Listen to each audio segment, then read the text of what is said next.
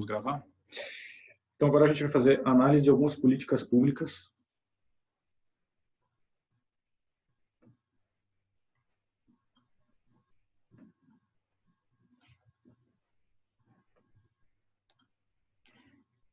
Vou usar no fundo, vou mostrar como o ferramental pode ser usado para analisar algumas políticas públicas, tá?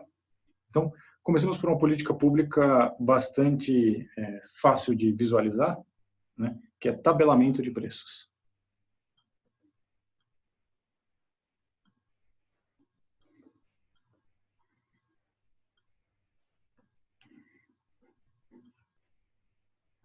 Quando se tabela preços, pessoal? Em geral, o preço tabelado é superior ou inferior ao de equilíbrio? Em geral, determina o tabelamento de preços com um preço inferior, perfeito, com um preço inferior ao preço de equilíbrio. Por quê? Porque ele acha que o preço que está sendo visualizado de equilíbrio, por algum motivo social, é muito alto.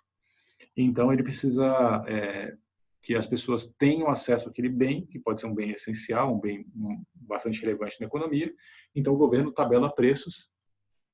Então, eu vou colocar PTzinho de tabelamento, em geral, é menor do que P estrela, preço de equilíbrio. Tá? Em geral, a gente se refere a tabelamento de preços quando o preço tabelado é menor que o preço de equilíbrio. Olha o que vai acontecer, pessoal. Então, eu vou colocar para vocês aqui um gráfico ilustrativo.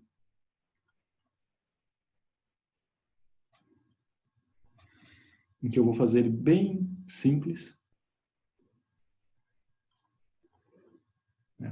Poderia ser um pouco mais reto, né? Mas tudo bem. Eu tenho quantidade, preço, quantidade de equilíbrio, preço de equilíbrio, oferta e demanda. E eu vou ter em vermelho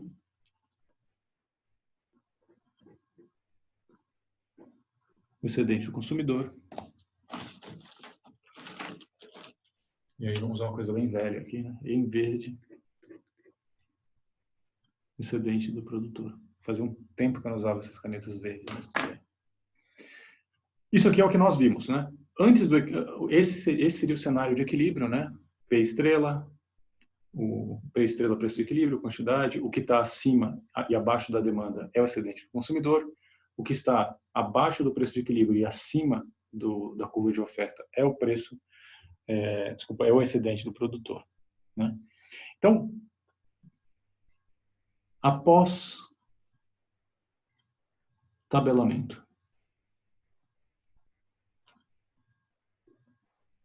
o que vai acontecer com o tabelamento? Vou tentar fazer um gráfico similar ao anterior. Preço, quantidade,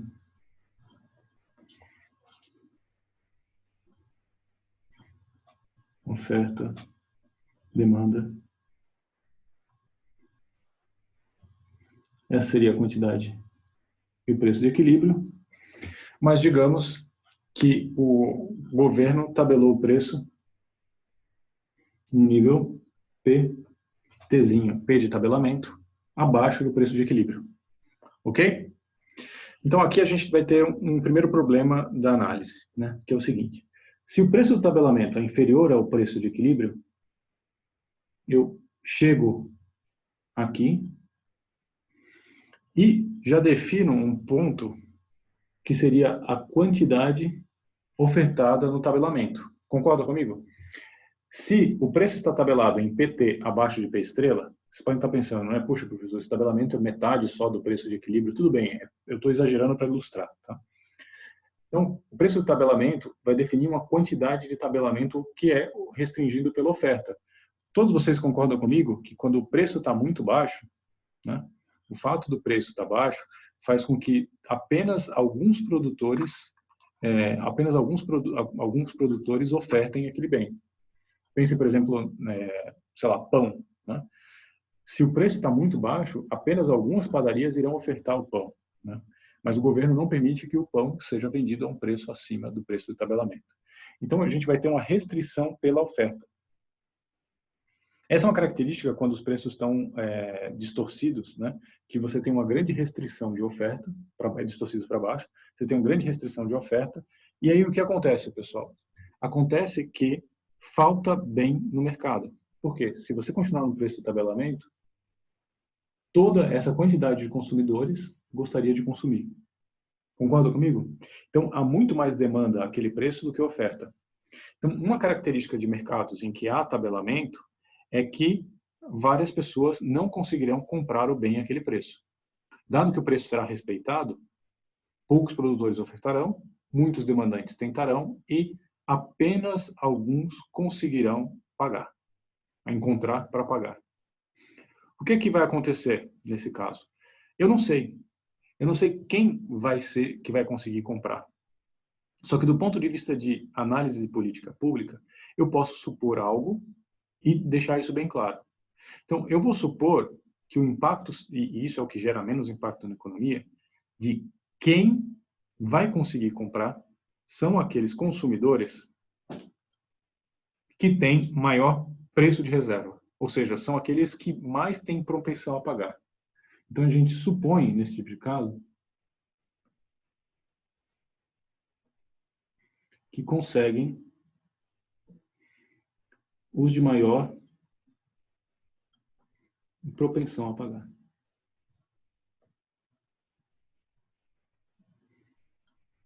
Nesse caso, a gente está sendo benévolo para a política pública, porque a gente está analisando o cenário mais benéfico para a política pública, que é as pessoas com maior propensão a pagar foram as que realmente obtiveram. Mas aí eu tenho um cenário que me permite analisar, que é o seguinte, né? Essa quantidade de QT atenderá a esses caras aqui da curva de demanda. Então, reparem, eu só vou ter negócios até a quantidade QT. Acima desse ponto, né, eu tenho o excedente do consumidor. E aí ele para exatamente nesse trecho reto aqui. Por quê? Porque daqui para diante, de QT até Q estrela, essas quantidades não foram mais produzidas. Então, o excedente do consumidor passa a ser um trapézio. Deixa de ser um triângulo, nesse exemplo, e passa a ser um trapézio, né? Foi chanfrado esse pedaço aqui. O excedente do produtor, que era esse triângulo grande, passa a ser restrito a esse trecho menor do triângulo. E acabou, pessoal? É isso aí? Então, como o Giovanni falou, falta um elemento na nossa análise. Por quê? Porque esse triângulo enorme, na verdade, esse triângulo enorme que era dividido entre vermelho e verde, com a introdução do preço de tabelamento, eu restringi para um triângulo, um trapézio e um triângulo, mas ficou faltando esse triângulo complementar aqui, né? Se eu vou analisar a política pública, eu tenho que analisar todo o bem-estar do consumidor e dos consumidores e dos produtores e para onde ele foi redistribuído. Isso é que a gente chama de análise de políticas públicas. Eu vejo como variou o excedente do consumidor, como variou o excedente do produtor e quanto de negócios deixaram de ser feitos, que é o que a gente chama de peso morto. O peso morto da economia é o conjunto de negócios peso morto. Então, eu vou chamar só de PM, a sigla PM. Mas o peso morto da economia é essa área em triângulo, né, que são coisas que deixaram de ser produzidas e consumidas após essa alteração. Reparem o seguinte, a minha quantidade consumida era Q estrela, a minha quantidade produzida era Q estrela. Nesse caso, a minha quantidade consumida é QT, a minha quantidade produzida é QT. Então, tem toda essa diferença entre QT e Q estrela, quantidade de tabelamento e quantidade de equilíbrio, que são produtos, no caso, no exemplo que eu estava dando, pães, que seriam produzidos e consumidos, gerando bem-estar para os consumidores. E que bem-estar é esse? A área entre a curva da oferta e o antigo preço de equilíbrio era um excedente do produtor que sumiu, ou seja, um bem-estar que eu geraria para os produtores, porque eles receberiam P estrela e teriam como gasto de produção essa área aqui embaixo, E esses consumidores aqui em cima, representados por esses pontos na área da curva da demanda, conseguiriam o pão a preço P estrela e eles não encontram mais o pão após o tabelamento. Tá? Bom, eu estou melhorando a área dos consumidores? Sim, sem dúvida alguma. O excedente dos consumidores cresceu. Era só esse triângulo e agora passou a ser todo esse trapézio. Né? Basta vocês compararem, né? Eu vou até colocar aqui para vocês verem esse pontilhado aqui. Basta vocês verem como isso cresceu. Agora, a dúvida é, será que o excedente será que todos os consumidores foram beneficiados? Não, os consumidores foram beneficiados, ou serão beneficiados, se eles são aqueles que de fato conseguiram bem. Né? E depois eu preciso de uma medida para isso. Qual é a medida de excedente? A medida do excedente é grana, dinheiro. Por quê? Porque não é uma área, é quantidade vezes preço. Isso aqui, quantidade vezes preço é dinheiro. Quantidade vezes preço é dinheiro. Então, o peso morto é uma medida econômica, monetária, né, em dinheiro, de negócios que deixaram de ser feitos após essa alteração e introdução da política pública. O excedente consumidor vai variar de EC anterior para EC posterior, e eu consigo medir quanto, em reais, os consumidores ficaram mais felizes com essa mudança e quanto os produtores ficaram piores com essa mudança. Tá? Se eu fosse fazer uma pequena ilustração disso em letras, né? Se eu fosse chamar isso aqui, cada um de um nome, digamos que eu vou repartir isso aqui em 6 pedaços. Tá? Isso aqui eu vou chamar de letra A, área letra A, essa letra B e essa letra C. Ou seja, aquele triangulão vermelho original, eu quebrei em 3 pedaços, A, B e C. E o triangulão verde eu vou quebrar em 3 pedaços, D, E e F. Tá? Assim eu passo a ter 6 pedaços. Qual era o excedente do consumidor antes do tabelamento? E qual era o excedente do produtor antes do tabelamento? Usando essas letras, antes do tabelamento era A, B e C. A mais B mais C. Qual é o excedente do produtor antes do tabelamento? D mais E mais F. E depois? Como fica o cenário depois do tabelamento? Depois do tabelamento, isso aqui é antes.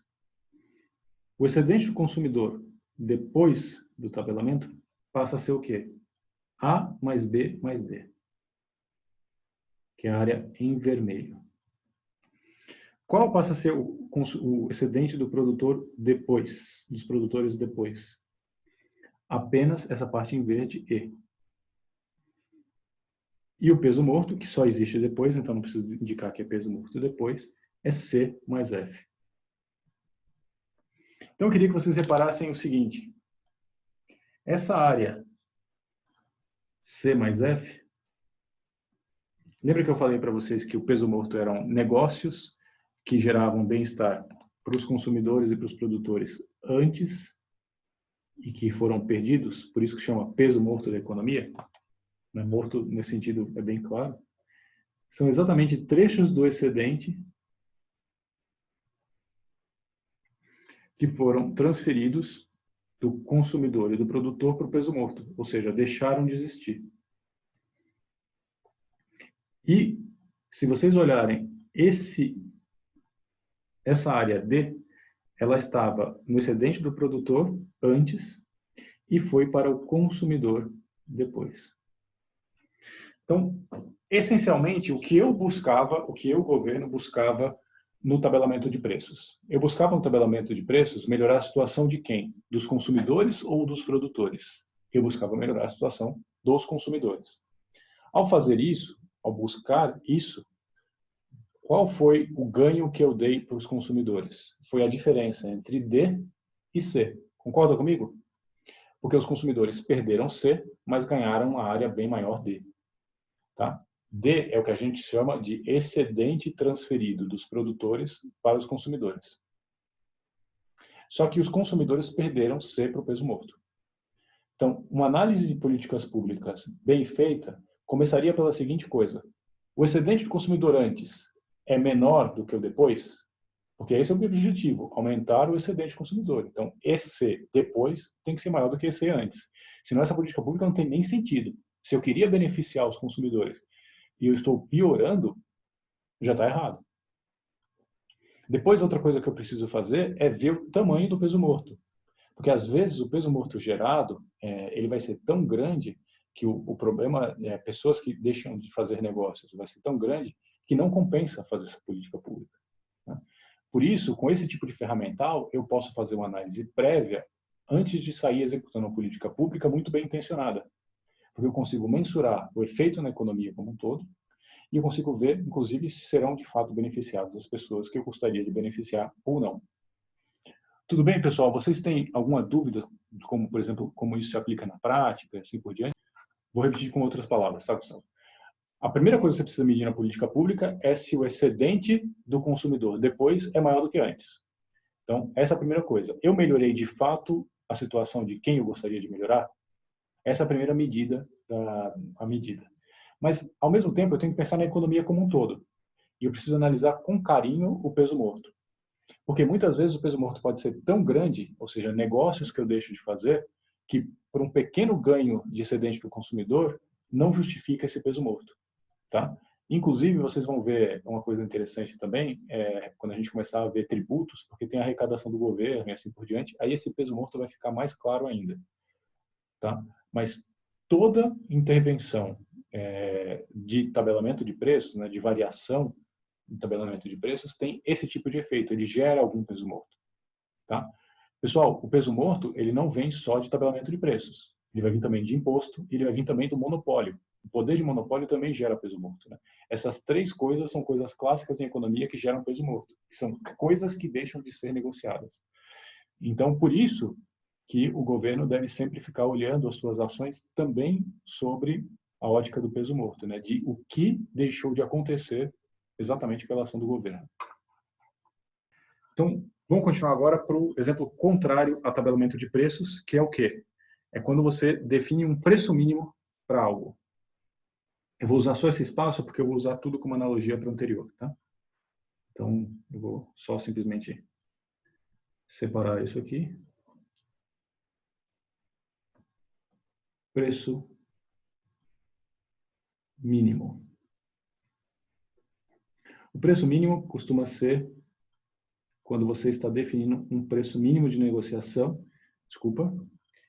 que é, apesar do nome mínimo, ele é maior que o preço de equilíbrio. Porque, nesse caso, se o tabelamento de preços você está olhando para os consumidores, o preço mínimo você está olhando para os produtores. Você está falando, caramba, um preço muito abaixo, o preço de equilíbrio desse ano é muito baixo, isso vai quebrar a cadeia de cebola, por exemplo. Então, eu vou definir uma política de preço mínimo para a cebola. Né? Então, eu não quero que os produtores de cebola quebrem por isso. Então, eu vou usar como referência esse mesmo cenário padrão e eu vou definir aqui oferta, demanda, quantidade de equilíbrio, preço de equilíbrio, e eu vou definir um preço mínimo acima do preço de equilíbrio. Esse preço mínimo que eu defini para o mercado vai definir uma quantidade mínima, porque as pessoas não consumirão tanto, né? Os consumidores, nesse caso de cebola, bom, se o preço da cebola seria R$5 uma certa quantidade, agora foi definido um preço mínimo de 10, várias pessoas deixaram de consumir cebola e os consumidores ficarão apenas com esse pedaço aqui.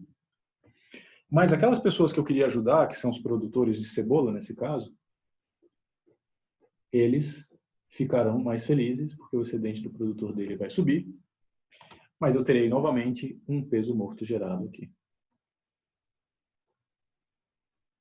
Tá?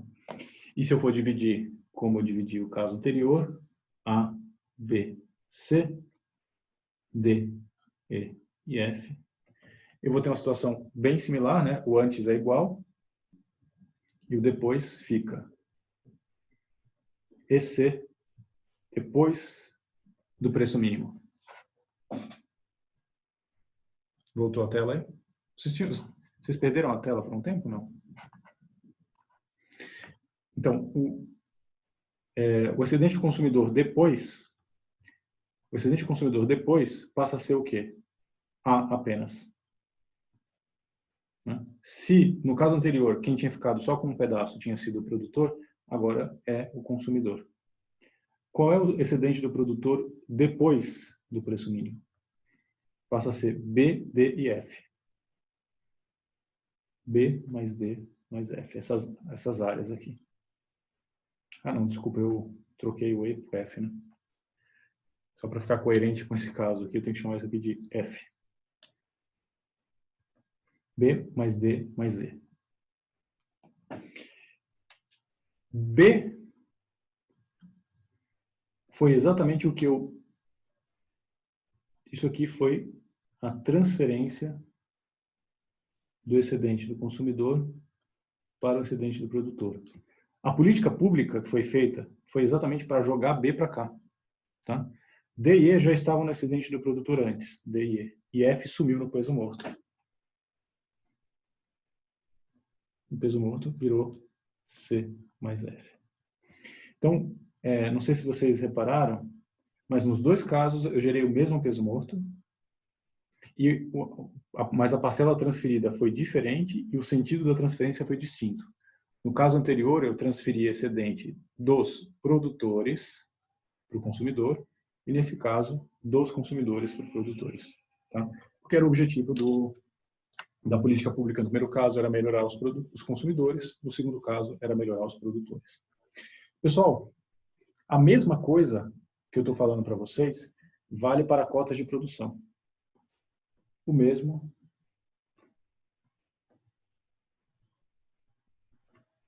para cotas de produção.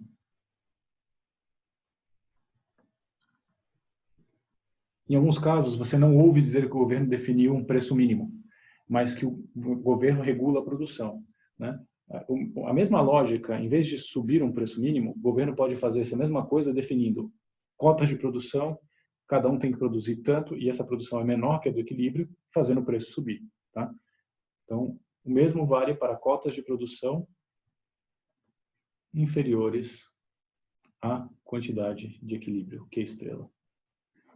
Então, isso que eu estou dizendo para vocês, muitas vezes é difícil de perceber. A gente sabe que no mercado agrícola, às vezes acontece, né?